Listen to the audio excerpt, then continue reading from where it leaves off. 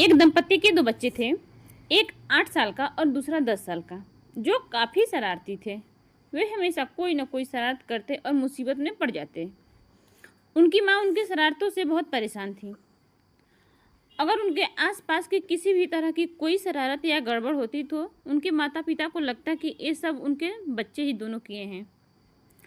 उनकी माँ ने अपने कस्बे में किसी बाबा के बारे में सुना, जो बच्चों को अनुशासन सिखाते थे। वो बाबा के पास गई और अपने बच्चों के बारे में बताया। बाबा ने कहा कि बेटी, कोई बात नहीं, इस उम्र में बच्चों का यही हाल होता है, फिर भी मैं कोशिश करता हूँ। बाबा ने कहा कि मैं तुम्हारे दोनों बच्चों को एक एक करके मिलूँगा, इसलिए पहले तुम अपने छोटे बच्चे को मेरे पास भेजना। अगले दिन सुबह ही उसकी माँ ने छोटे बच्चे को बाबा के पास भेज दिया और बड़े वालों को दोपहर में भेजना था। जब बच्चा बाबा के सामने पहुंचा तो उसने देखा बाबा बहुत ही रौबदार और लंबी लंबी दाढ़ी वाले थे। बाबा ने बच्चों को बहुत प्यार से अपने पास बुलाया और एक कर्कश आवाज़ में पूछा कि बताओ भगवान कहाँ है। ये सुनकर बच्चे का मुंह खुला का खुला रह गया और आंखें बड़ी बड़ी हो गई। बाबा ने फिर पूछा, बताओ भगवान कहाँ है। बच्चा जोर से चिल्लाया और वहाँ से भागता हुआ सीधे घर पहुँच गया। घर जाते ही चुपके से अलमारी के अंदर छिप गया और जोर से अलमारी के दरवाजे को बंद कर दिया। जब उसके बड़े भाई ने उसे अलमारी से ढूंढकर बाहर निकाला तो वो बाहर निकला। फिर उसने पूछा कि अरे क्या हुआ। तो छोटे भाई ने हाँफते हुए बताया कि अरे भाई, हम बड़ी मुसीबत में फंस गए हैं, भगवान कहीं खो गए हैं और वो सोच रहे हैं कि ये हमने ही किया है। डॉक्टर कहता है कि सुबह जल्दी उठो, उम्र बढ़ती है, लेकिन आपने कभी ये सोचा है कि एक मुर्गा सुबह जल्दी उठता है और शाम को शहीद हो जाता है। वो हमसे बचो, आराम से उठो।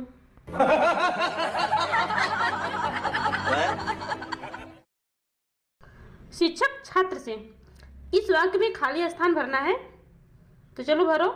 900 चूहे खाकर बिल्ली खाली स्थान छोड़कर बोला कि चली। इसमें क्या भरा जाएगा। एक छात्र उठा और बोला कि 900 चूहे खाकर बिल्ली धीरे धीरे चली। शिक्षक, नालायक, मजाक करता है, निकल जा मेरी।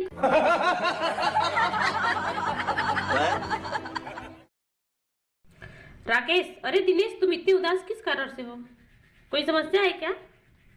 दिनेश, मैंने अपने पापा से किताब के लिए पैसा मांगा था, साला उन्होंने किताबें खरीद कर भेज दी।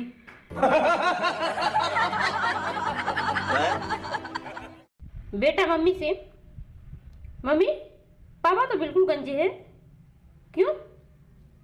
मम्मी बोली, अरे बेटे, ऐसा नहीं कहते हैं, जानते हो जिसके सिर पर बाल नहीं होते बहुत ही होशियार और समझदार इंसान होते हैं। बेटा अच्छा, अब मैं समझा कि आपके सिर में इतने बाल क्यों हैं।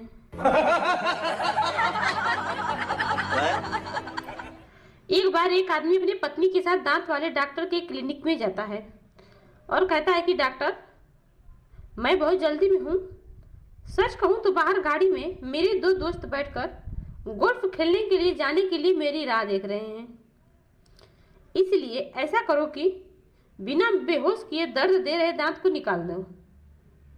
डॉक्टर, अरे बिना बेहोश किए दांत निकालने से बहुत दर्द होगा भाई।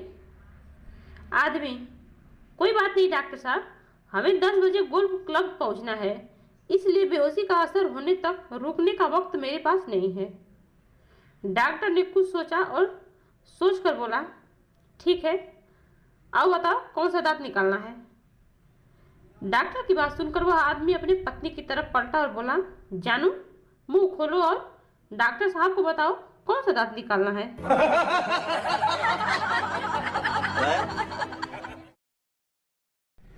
एक व्यापारी एक शराब खाने में गया।